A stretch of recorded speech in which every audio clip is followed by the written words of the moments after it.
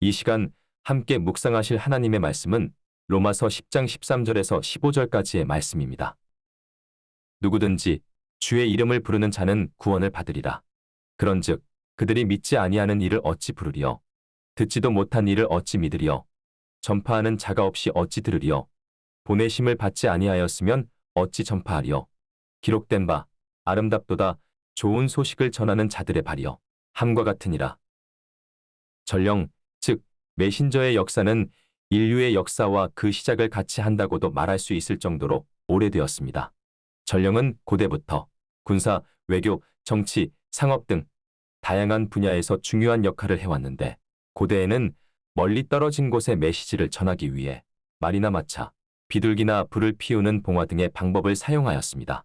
오늘은 그 중에서도 비둘기를 통한 전령의 역할을 살펴보겠습니다.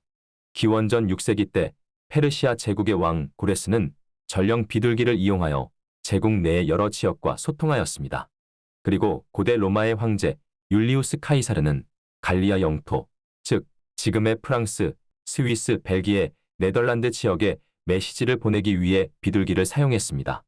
그런가 하면 19세기경 프랑스 프로이센의 전쟁 동안 포위된 파리 사람들은 전령 비둘기를 사용하여 도시 외부로 메시지를 전달하였는데, 이때 그들은 멀리 런던으로부터 수백 개의 메시지가 포함된 마이크로필름을 비둘기를 통해 파리로 운반하였고, 4개월간의 포위 기간 동안 무려 100만 개가 넘는 다양한 메시지가 이러한 식으로 전달되었습니다. 근대까지도 전령 비둘기의 활약은 대단하여 1922년 3월 20일 미국 최초의 항공모함 랭글리가 취역했을 때에도 비둘기는 미 해군 항공통신의 필수 요소로 간주되어 배의 선미에 비둘기집이 설치되었을 정도입니다. 이 항공모함은 길이 237m에 너비 28m, 그리고 최대 30대의 함재기를 탑재할 수 있었지만, 당시에도 비둘기를 통한 메시지 전달은 매우 중요한 요소이었습니다. 제2차 세계대전 중 영국은 자국의 스파이들과 소식을 주고받는 등 다양한 목적으로 약 25만 마리의 전령 비둘기를 사용하였으며, 이러한 비둘기 부대를 1948년까지 운영하였습니다. 또한 미국도 2차 세계대전 중 5만 4천 마리의 비둘기 부대를 운영하였습니다. 그러나 그 후 현대과학기술의 발달로 인해 영국은 1950년에, 미국은 1957년에, 스위스군은 1996년에 비둘기 부대를 해체하였습니다.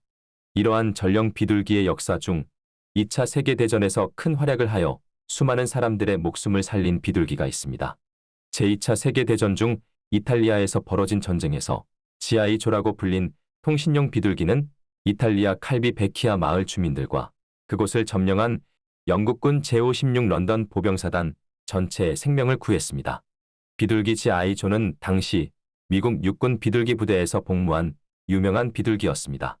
미군은 2차 세계대전 때 약 5만 4천 마리의 비둘기들을 비상시 통신을 위한 수단으로 투입하였습니다. 비둘기 GI조는 1943년 3월 북아프리카의 알제리에서 부화되었는데, 미국 뉴저지의 포트 몬머스에 있는 통신 및 신호부대에 합류하여 양방향 귀환 비둘기로 훈련을 받았고, 이후 이탈리아 내에서 벌어진 영국과 독일군의 전투에 투입되었습니다. 1943년 10월 17일 영국 제56보병사단은 이탈리아 칼비 베키아에 있는 독일군 진지에 폭격을 해달라는 요청을 미공군에 타전하였습니다. 그런데 이 메시지가 전송된 직후 영국의 제169 런던 보병여단은 갑작스런 기습 돌파를 통하여 이 마을을 독일군으로부터 탈환하는 데 성공하였습니다.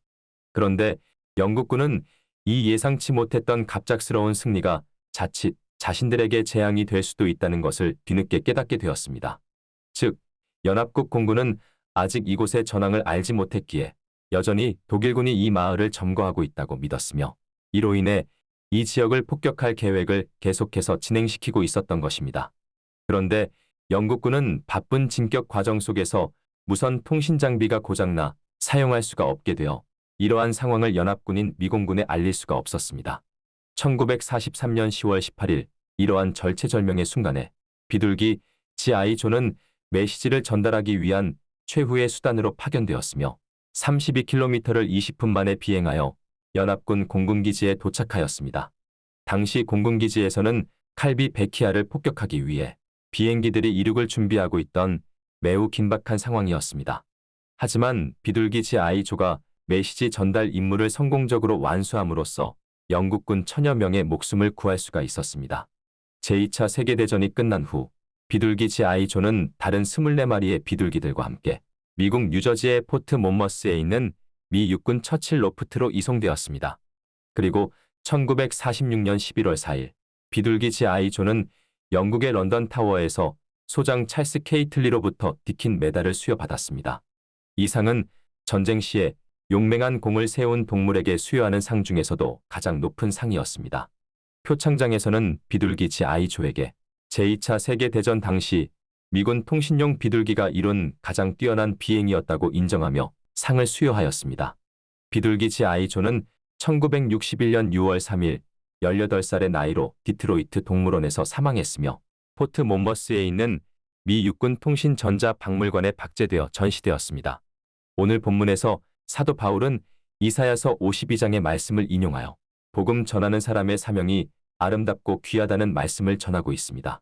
전령 비둘기가 소식을 전함으로 몇백 몇천 명의 목숨을 구해내듯이 십자가 구원의 복음을 전하는 사람으로 인해 영원히 지옥에 떨어져야 할 영혼이 하나님의 가족이 될 수 있습니다. 그리고 이것은 잠깐인 이 세상에서 생명을 연장받는 것과는 비교도 할 수 없는 영생의 선물을 얻는 것입니다. 그러므로 우리 교회와 성도는 예수께로부터 받은 이 소중한 사명을 최선을 다해 이룸으로 수많은 영혼을 하나님께로 이끌어야 하겠습니다. 오늘도 주님 안에서 복음 전파의 사명을 이루시는 일에 충성하시는 성도 되시기를 축원드립니다.